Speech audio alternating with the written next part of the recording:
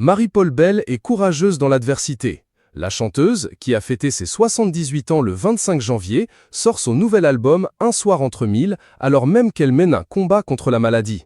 Atteinte d'une très grave récidive d'un cancer du sein selon ses propos à Télé Loisirs, l'interprète de La Parisienne s'est confiée et a donné des nouvelles de sa santé. Pour l'artiste et grande amie de Serge Lama, il n'était pas question de dissimuler sa maladie. Elle a préféré être transparente avec le public. « Dans ma famille, il y a 55 médecins. On a toujours dit les choses », a-t-elle expliqué auprès de France Dimanche. Et d'ajouter « c'est idiot de cacher un problème de santé ». Dans l'épreuve, Marie-Paul Bell a pu compter sur le soutien de ses fans. Ces dernières années, j'ai reçu d'innombrables mots d'amour du public. J'ai visualisé tant de fois mon retour sur scène, ne rêvant que de ça. C'est ça qui m'a fait tenir et m'a donné de la force.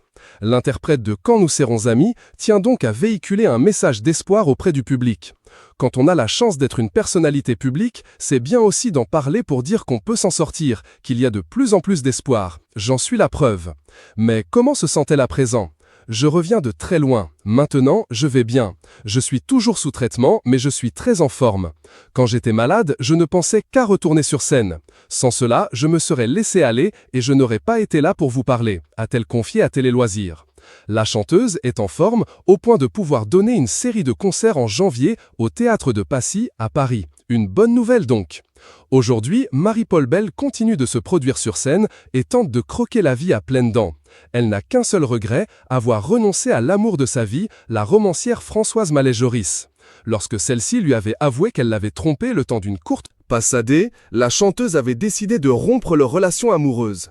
« Je le regrette encore aujourd'hui, c'était une connerie de ma part. Je regrette surtout d'être partie, et peut-être aussi de ne pas lui avoir dit plus souvent et intensément à quel point je l'aimais », a-t-elle déclaré à France Dimanche au sujet de l'écrivaine décédée en 2016. Malgré tout, elle est comblée d'avoir connu un amour si fort dans sa vie.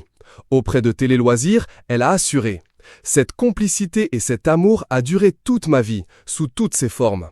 Il s'agissait vraiment d'un amour fulgurant qui vous plonge dans une parenthèse magique par rapport